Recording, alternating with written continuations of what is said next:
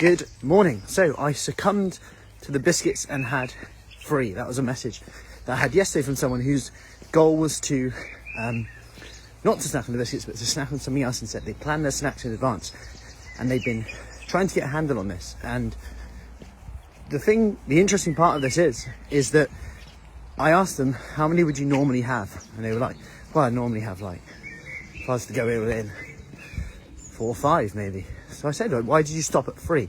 Hey Joss, why did you stop at 3? And they were like, I just had enough. And I was like, that's big progress. So normally she's like, yeah, actually, she actually saw the progress in it. It's the first day out of 4 that she's actually gone to have the biscuits in the evening, which is progress in itself. And she's only had 3 as opposed to, sometimes I'd have 5. Sometimes I'd then think, sod it, and then have another glass of wine and then get something else out, get the cheese and biscuits out. But I didn't. And it's important that we see the wins in here. And she's like, but how do I stop this completely?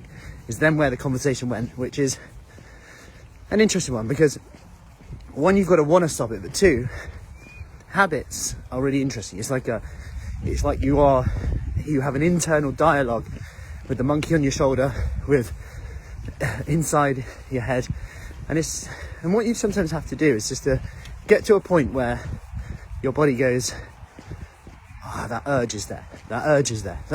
That might happen. You get the urge, and instead of going, oh my God, the urge is here, you just go, okay, what about if I just lengthen this urge and just not ignore it, acknowledge this urge for another 5 minutes. Just give it 5 minutes to acknowledge it.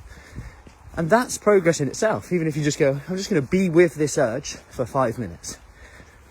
And your brain, that monkey on your shoulder, will start to go, what are you doing? Normally, when you feel like this, you eat, and then my urge is satisfied, but also grown at the same time, because what you do today, you're more likely to do tomorrow. So my urge is then, you're the monkey on your shoulders then, like, what's going on? And that's the start of it. Then you can push it a bit more. Actually, it's quite painful at the moment. Like, I want to have this, or I feel like I want to have it, because we normally have it every day, and our body's going, you normally do that. When you feel like this, you normally do that. And then that comes on to number 2. I'm going to lengthen it for 5 minutes. How am I feeling right now? Who am I with? How am I feeling? Am I stressed, tired, bored? Because normally your body's response is then, eat that. That's our natural response when you feel like that. And to be honest, you could do anything and you'll feel better like that. When it's a learned behavior, it's easier to do. But the funny thing is, we also get a dopamine hit. We also feel good for doing something different. We just don't know it yet. So we leave it for 5 minutes, and then we're like, yeah, I actually did that. And that's still 5 minutes. And then we actually get a sense of achievement. Then when you wake up the next day and you're like, yeah, I did that actually.